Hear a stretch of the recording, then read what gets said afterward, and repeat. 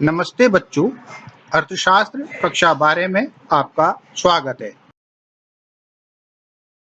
आज हम पढ़ेंगे अर्थशास्त्र का परिचय भाग 5, जिसके प्रमुख अध्ययन बिंदु हैं अवसर लागत की अवधारणा और आर्थिक समस्याओं के समाधान।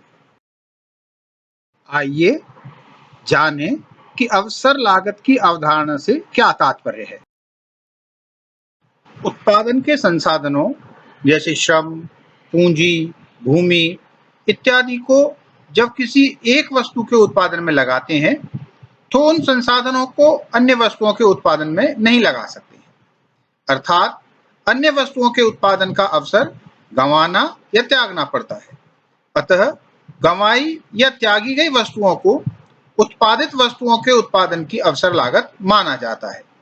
इस प्रकार एक वस्तु के उत्पादन की अवसर लागत उस वस्तु के उत्पादन के स्थान पर अन्य वस्तु के उत्पादन की गंवाई या त्यागी गई मात्रा होती है।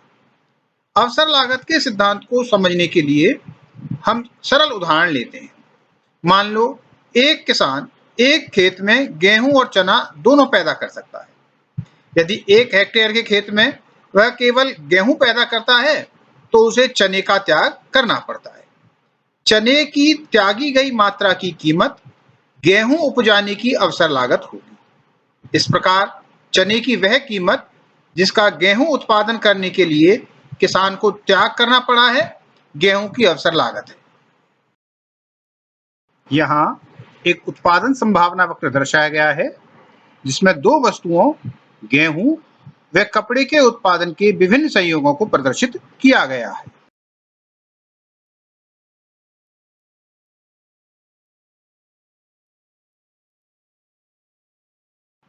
उपर्युक्त चित्रानुसार माना एक अर्थव्यवस्था में उत्पादन के समस्त उपलब्ध साधनों जैसे श्रम व पूंजी के द्वारा 0 से A मात्रा में कपड़े का उत्पादन या 0 से B मात्रा में गेहूं का उत्पादन किया जा सकता है।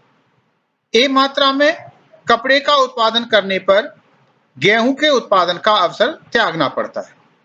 माना उत्पादन P बिंदु पर C मात्रा में कपड़े एवं D मात्रा में गेहूं का उत्पादन किया जाता है। उत्पादन संभावना वक्र के बिंदु P से Q पर जाने की स्थिति में CE मात्रा में कपड़े के उत्पादन की कमी के बदले में गेहूं की DF मात्रा में अतिरिक्त उत्पादन किया जाता है। गेहूं की DF मात्रा में अतिरिक्त उत्पादन की अवसर लागत त्यागी गई कपड़े की उत्पादन की CE मात्रा में कमी होगी। सीमांत अवसर लागत की अवधारणा। उत्पादन के लिए संसाधनों को एक वस्तु के उत्पादन से हटाकर दूसरी वस्तु के उत्पादन की तरफ मोड़ते हैं। संसाधनों को जब एक वस्तु की एक अतिरिक्त मात्रा का उत्पादन बढ़ाने के लिए दूसरी अन्य वस्तु के उत्पादन में कमी करनी पड़ती है। इस प्रकार एक अतिरिक्त मात्रा का उत्पादन बढ़ाने के लिए दूसरी वस्तु के उत्पादन में कमी की जाती है। दूसरी वस्तु के उत्पादन में की गई कमी की मात्रा प्रथम वस्तु की सीमांत अवसर लागत कहलाती है। जैसे कुछ संसाधनों को कपड़ा उत्पादन से हटाकर उनके द्वारा खेतों में गेहूं के उत्पादन की तरफ मोड़ते हैं। माना संसाधनों को मोड़ने के कारण 200 मीटर कपड़े का उत्पादन घट जाता है और 1 क्विंटल गेहूं के उत्पादन की बढ़ोतरी होती है। इस प्रकार गेहूं जो प्रथम वस्तु है के उत्पादन में 1 इकाई की वृद्धि करने पर कपड़ा जो दूसरी वस्तु है के उत्पादन में 200 इकाई की कमी होती है। अतः गेहूं जो प्रथम वस्तु है के उत्पादन की एक अतिरिक्त इकाई की सीमांत अवसर लागत कपड़ा जो दूसरी वस्तु है के उत्पादन में 200 इकाई की कमी को माना जाएगा। प्रमुख आर्थिक समस्याएं एवं उनके समाधान। अर्थव्यवस्था के प्रकारों पूंजीवादी, समाजवादी व मिश्रित के अनुसार आर्थिक समस्याओं के प्रकार भिन्न भिन्न किए जा सकते हैं, जो निम्नलिखित हैं। नंबर 1, क्या उत्पादन किया जाए की समस्या। नंबर 2, उत्पादन कैसे किया जाए की समस्या। नंबर 3, किसके लिए उत्पादन किया जाए की समस्या। नंबर 4, अन्य समस्याएं। पहली बड़ी समस्या उत्पादन की जाने वाली वस्तु के चुनाव की होती है। समस्त उत्पादन के साधनों, श्रम, भूमि, पूंजी इत्यादि के द्वारा उत्पादित की जाने वाली वस्तुएं अलग-अलग प्रकार की होती हैं। अतः समस्या किन वस्तुओं व सेवाओं का उत्पादन करना है की होती है। यह समाधान अर्थव्यवस्था के प्रकार पर निर्भर करता है। रेखा चित्र के अनुसार इसे समझ सकते हैं। माना 2 वस्तुओं, गेहूं व कपड़े का उत्पादन करना है। अतः दोनों के उत्पादन की भिन्न-भिन्न मात्रा को समस्त उत्पादन के साधनों द्वारा, जैसे 0 से A मात्रा में कपड़े या 0 से B मात्रा में गेहूं का उत्पादन संभव है। इसी प्रकार वक्र AB पर कोई अन्य मात्रा जैसे C या D का चुनाव करते हुए क्या उत्पादन करें की समस्या का समाधान किया जा सकता है।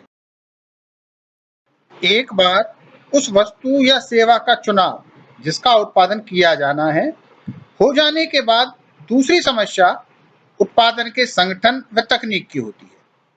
उपयुक्त रेखा चित्र के अनुसार माना 2 तकनीकों द्वारा उत्पादन किया जा सकता है, अर्थात श्रम अथवा पूंजी। उत्पादन का संगठन व तकनीक का चुनाव करना होता है।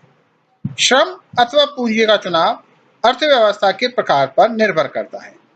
जैसे श्रम साधनों की 0 से E मात्रा द्वारा या 0 से F मात्रा में पूंजी की भिन्न-भिन्न मात्रा के द्वारा उत्पादन की मात्रा का चुनाव करना होता है।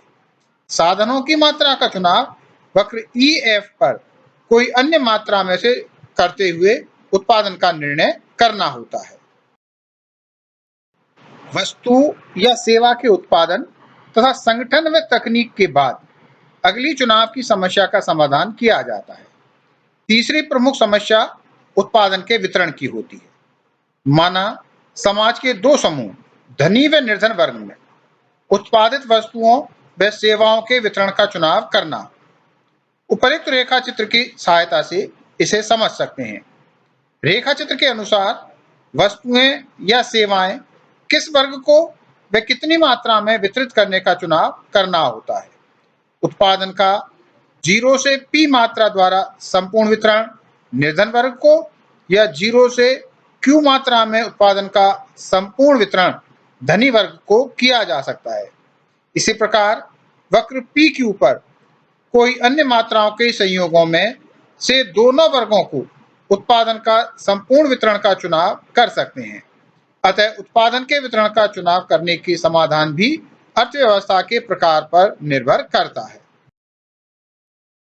यहाँ सारणी में विभिन्न अर्थव्यवस्थाओं, उनकी समस्याओं और उनके समाधानों को प्रदर्शित किया गया है।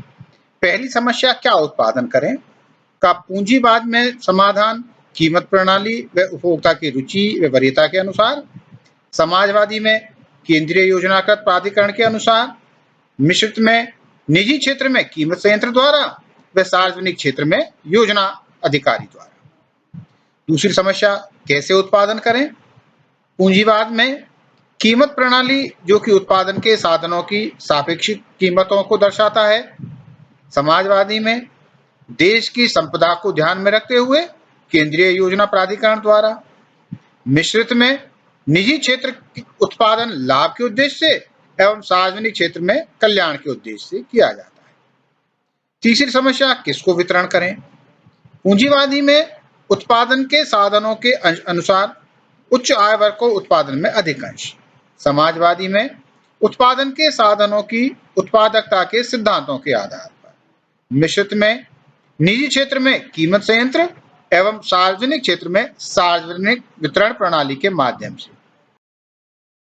पाठ का अध्ययन करने के लिए धन्यवाद।